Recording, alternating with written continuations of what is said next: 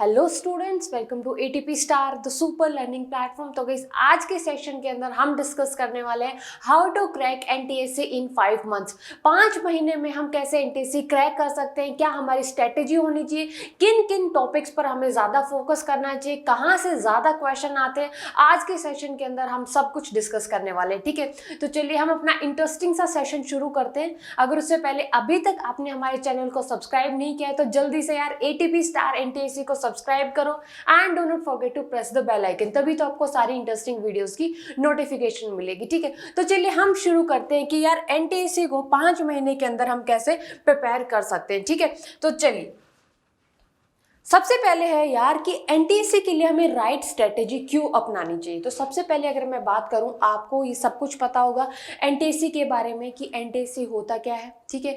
कौन कौन से लेवल होते हैं एनटीएससी के अंदर, स्टेज 1 होता है, स्टेज 2 होता है, कितने पेपर कंडक्ट होते हैं, कितने नंबर के क्वेश्चन आते हैं, ठीक है। तो सारी की सारी चीज़ें हम ऑलरेडी डिस्कस कर चुके हैं। अगर आपको नहीं पता है एनटीएससी के बारे में तो हमारी प्लेलिस्ट में जाइए, आपको एनटीएससी से रिलेटेड सारी की सारी वीडियोस मिलेंगी, ठीक है। तो देखिए सबसे पहले अगर मैं बात करूं कि यार एनटीएससी, तो सबसे पहले कि यार राइट स्ट्रेटेजी क्यों होनी चाहिए। तो सबसे मैं बता दूं कि यार 200 मार्क का पेपर आएगा, ठीक है। आपको ये पता है कि यार 200 मार्क का पेपर आता है, सेट और मेट। और यार अगर मैं लास्ट ईयर की कट ऑफ की बात करूं तो दिल्ली में की जो कट ऑफ गई थी वो गई थी 200 में से कितनी, 181, ठीक है। अगर मैं राजस्थान की बात करूं तो राजस्थान की गई थी 174, ठीक है। अगर मैं महाराष्ट्र की बात करूं तो महाराष्ट्र की गई थी 170, ठीक है। यानी कि आप क्वालिफाई तो कर जाओगे, ठीक है। 40% पर आप क्वालिफाई तो कर जाओगे, आप एलिजिबल हो जाओगे स्टेज 2 के लिए। लेकिन उससे बात नहीं बनेगी क्योंकि इतने सारे बच्चों में आपको आना है टॉप 1000 में, ठीक है। तभी आपको एनटीएससी स्कॉलर का टैग मिलेगा। अब यह कट ऑफ तो इतनी हाई जाती है, ठीक है। अब इस कट ऑफ को हम कैसे अचीव कर सकते हैं। तो सबसे पहले अगर मैं बात करूं तो कट ऑफ को आप अचीव कर सकते हो, ठीक है। 200 में से अगर और लोगों के 181 आए तो आपके भी 181 आ सकते हैं। लेकिन बात ये होनी चाहिए कि आपको ये पता होना चाहिए कि यार स्ट्रेटेजी क्या है, ठीक है, कैसे हमें प्रिपेयर करना चाहिए। अगर आपको एक बार पाथ का पता चल जाएगा तो आपको सारी की सारी चीज़ें ऑटोमेटिकली क्लियर हो जाएंगी, ठीक है। तो सबसे पहले तो आपको एक प्रॉपर स्ट्रेटेजी के बारे में पता होना चाहिए कि यार क्वेश्चंस कहाँ से ज़्यादा आते हैं, ठीक है। अगर मैं बात करूँ कि यार सबसे पहले आपको क्या करना है, सबसे पहले आपको करना है सिलेबस का पता, ठीक है।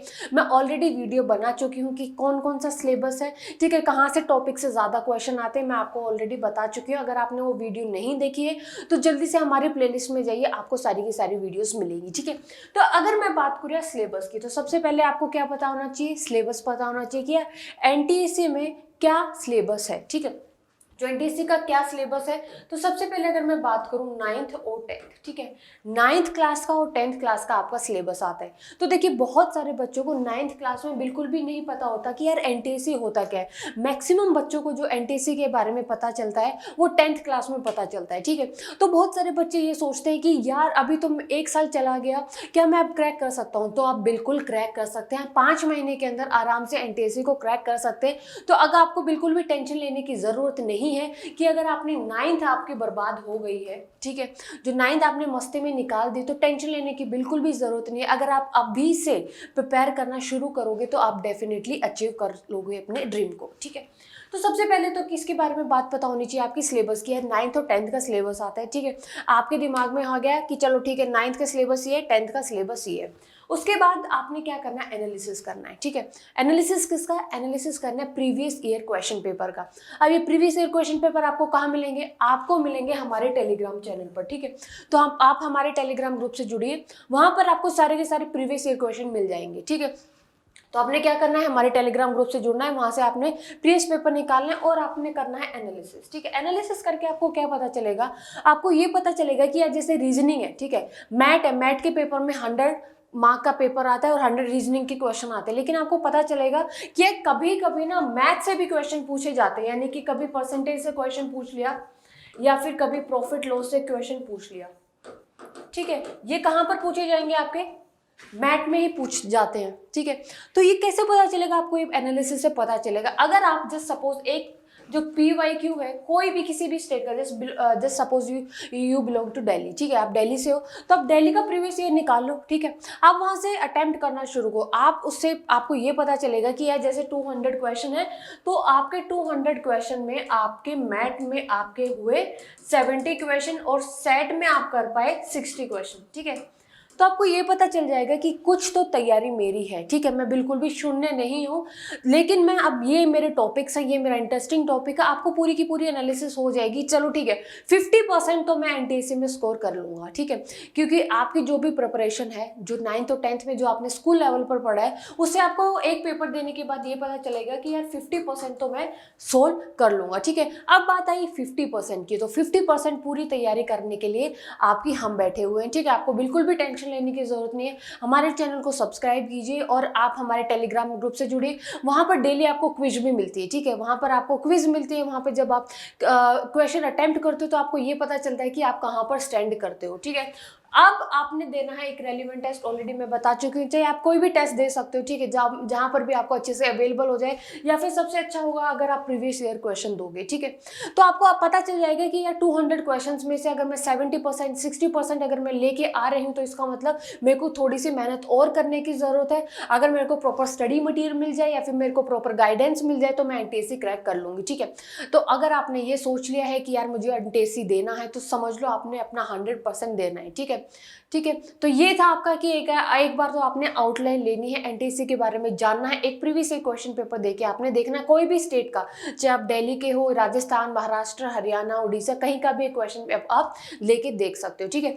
अब बात करते हैं उसकी एनालिसिस के बाद आपको क्या पता चलता है। आपको पता चलता है कि यार किस किस सब्जेक्ट से क्या क्या क्वेश्चन आते हैं। अगर मैं बात करूँ सेट की, तो सेट में मैथ्स भी आता है, ठीक है, आपका सोशल साइंस भी आता है। अगर इन दोनों को हटा दो तो साइंस के कितने क्वेश्चन रहेंगे आपके, 13 केमिस्ट्री के, 13 फिजिक्स के और 14 क्वेश्चन रहेंगे आपके बायोलॉजी के, ठीक है। इसका मतलब जो साइंस का जो पार्ट आता है वो कितने क्वेश्चंस आएंगे उसके, 40 क्वेश्चंस, ठीक है। तो आप अगर आप मुझसे जुड़े रहे तो आप 40 में से आप 40 क्वेश्चन अटेम्प्ट कर लोगे, ठीक है। तो देखिए सबसे पहले अगर मैं बात करूँ एनालिसिस करके, अगर मैंने देखा है कि किससे क्या क्या क्वेश्चंस आते हैं, कितने क्वेश्चन पूछे जाते हैं। अगर मैं बात करूँ बायोलॉजी की, ठीक है, तो बायोलॉजी में जो क्वेश्चंस आते हैं वो डायग्राम बेस्ड क्वेश्चंस आते हैं, ठीक है। मैक्सिमम जो क्वेश्चंस क्या रहेंगे आपके, डायग्राम बेस्ड क्वेश्चंस भी पूछे जाएंगे। और ये डायग्राम्स कहाँ से होंगे बच्चा, ये डायग्राम्स होंगे आपकी NCERT से, ठीक है। जो स्टेज 1 जो स्टेज 2 है वो आपका NCERT बेस्ड भी रहता है, ठीक है। जो स्टेज 1 है वो थोड़ा सा आउटलाइन भी चला जाता है क्योंकि वहाँ पे स्टेट गवर्नमेंट कंडक्ट करती है, ठीक है। लेकिन जो स्टेज 2 आता है आपका NCERT कंडक्ट करती है, वो नेशनल लेवल पर होता है। तो आपको NCERT अच्छे से करनी है और आपकी स्टेट बोर्ड की जो बुक्स है आपको वो अच्छे से पढ़नी है, ठीक है। अगर मैं बात करूँ किसकी, बायोलॉजी की, तो एक हो गया डायग्राम बेस्ड क्वेश्चन आते हैं। लेबलिंग का क्वेश्चन आ जाएगा, ठीक है, जैसे कोई भी डायग्राम दिया है, ठीक है, वहाँ पर आपको कोई लेबलिंग का क्वेश्चन आपसे पूछ लेंगे, ठीक है। दूसरी अगर बात करूँ मैं एनवायरमेंटल इशूज़ की, ठीक है, एनवायरमेंटल इशू आज के टाइम पे बहुत ज़्यादा एक हॉट टॉपिक है। तो एनवायरमेंटल इशू से आपके क्वेश्चन पूछे जाते हैं, ठीक है। अगर मैं बात करूँ इकोलॉजी की, ठीक है, इकोलॉजी में अगर मैं बात करूँ फूड चेन आ गया आपका, ठीक है, फूड वेब आ गया, 10% लॉ आ गया, ठीक है, इकोलॉजिकल पिरामिड आ गया, ठीक है, ट्रॉफिक लेवल आ गया। तो सारी की सारी चीजें किस में आएंगी, आपकी इकोलॉजी में आएंगी। तो इकोलॉजी से भी आपके ज्यादा से ज्यादा क्वेश्चन पूछे जाते हैं, ठीक है। अगर मैं बात करूँ आगे ह्यूमन फिजियोलॉजी, ठीक है, किसकी, ह्यूमन फिजियोलॉजी, जैसे डाइजेस्टिव सिस्टम हो गया, आपका एक्सक्रीटरी सिस्टम हो गया, ये सारा का सारे रिप्रोडक्टिव सिस्टम हो गया, ये बहुत ज्यादा मेन आपका रोल प्ले करते हैं किसके अंदर, NTSC के अंदर, ठीक है। तो आपने ह्यूमन फिजियोलॉजी अच्छे से करनी है। अगर जैसे कोई सपोज कोई ह्यूमन फिजियोलॉजी आपके NCERT के अंदर दी गई है और यही NCERT की यही जो चैप्टर है आपका स्टेट बोर्ड की बुक में भी है, ठीक है, तो आपने दोनों जगह से वो चीज़ें अच्छे से क्लियर करनी है, ठीक है। आपने स्टेट बोर्ड की जो बुक्स, आप जो स्टेट बोर्ड जो बुक रिकमेंड करता है आपने वो भी पढ़नी है, ठीक है, NTSC के लिए, क्योंकि जो स्टेज 1 है वो कौन कंडक्ट कराएगा, आपकी स्टेट बोर्ड ही कराएगी, स्टेट गवर्नमेंट ही कराएगी, ठीक है। अब सर्कुलेशन ऑफ ब्लड, ये बहुत ज्यादा इंपॉर्टेंट है। सर्कुलेशन ऑफ ब्लड हो गया, ब्लड ग्रुप्स हो गया, ठीक है, डबल सर्कुलेशन हो गया, सारी की सारी चीजें आपने किसके अंदर पढ़नी है, आपकी बायोलॉजी के अंदर पढ़नी है, ठीक है। फ्लोएम हो गया, जाइलम हो गया, फोटोसिंथेसिस हो गया, रेस्पिरेशन हो गया। फोटोसिंथेसिस से भी अच्छे क्वेश्चन पूछे जाते हैं, ठीक है, फोटोसिंथेसिस से भी अच्छे क्वेश्चन आपके पूछे जाते हैं, ठीक है। तो ये सारा का सारा बायोलॉजी का पार्ट है, यहाँ से अच्छे क्वेश्चंस पूछे जाते हैं, तो आपने ये वाला पार्ट तो अच्छे से करना है। एक बात और अगर मैं बताऊं, अगर आप जैसे सर्कुलेटरी सिस्टम, ह्यूमन फिजियोलॉजी को अच्छे से करते हैं, ठीक है, तो अगर आपका सपना एक अच्छे डॉक्टर बनने का है, तो ये अगर चीज़ अगर आप अभी से प्रिपेयर करना शुरू करोगे, तो जब आप 12th के बाद जब आप नीट जैसे टफ कॉम्पिटिटिव एग्जाम देते हो, तो आपकी वहाँ से प्रिपरेशन और अच्छी हो जाती है, ठीक है। तो ऐसा नहीं कोई डॉक्टर बनता है वो 4 महीने की प्रिपरेशन में बन गया, 6 महीने की प्रिपरेशन में बन गया, वो स्टार्टिंग से ही बहुत अच्छे से प्रिपेयर करना शुरू करते, ठीक है। अगर आप अभी से इन अच्छे कॉम्पिटिटिव एग्जाम के लिए प्रिपेयर करोगे, तो आपका जो लेवल है वो बहुत अच्छा हो जाएगा, आपकी थिंकिंग प्रोसेस है वो बहुत अच्छी हो जाएगी, ठीक है।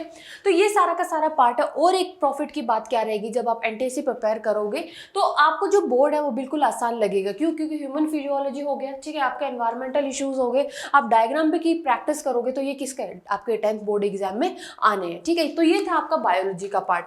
अगर मैं बात करूं यार केमिस्ट्री की, ठीक है, तो केमिस्ट्री से कहाँ से क्वेश्चन आते हैं? जो केमिस्ट्री से आते हैं केमिकल रिएक्शन से, ठीक है, जितने भी ऑक्सीडेशन रिएक्शन होगी, डबल डिस्प्लेसमेंट रिएक्शन होगी, ठीक है, न्यूट्रलाइजेशन रिएक्शन होगी, तो जितनी भी आपके एनसीईआरटी के अंदर रिएक्शंस हैं और आपकी स्टेट बोर्ड की जो बुक में आपकी रिएक्शंस दे रखी है, सिर्फ आपको उतनी करनी, उतने से आपका काम हो जाएगा, ठीक है।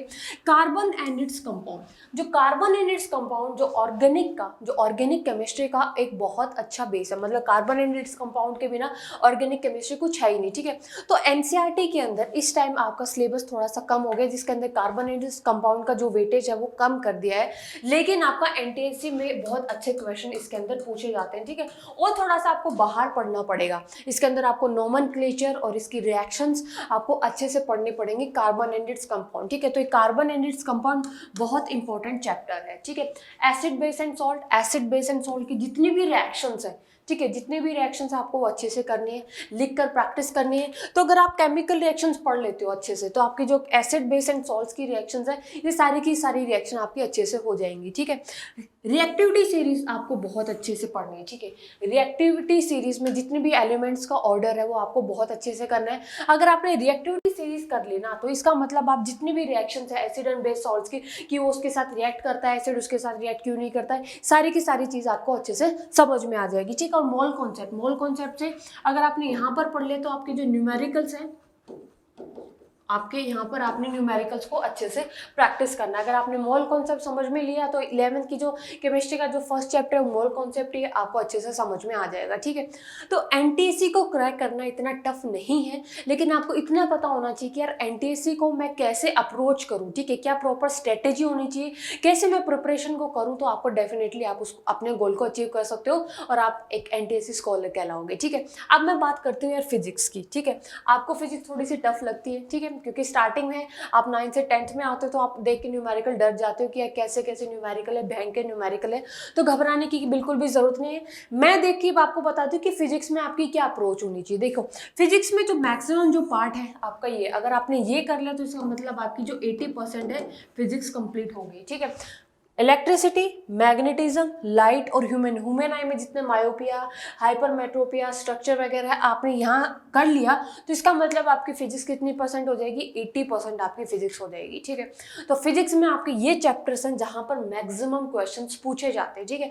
ये मैंने जितने भी जो प्रीवियस ईयर क्वेश्चंस हैं उनको मैंने एनालाइज करके आपको ये वेटेज बताया है कि यहाँ से क्वेश्चंस पूछे जाते हैं, ठीक है। ये आपको समझ में आया।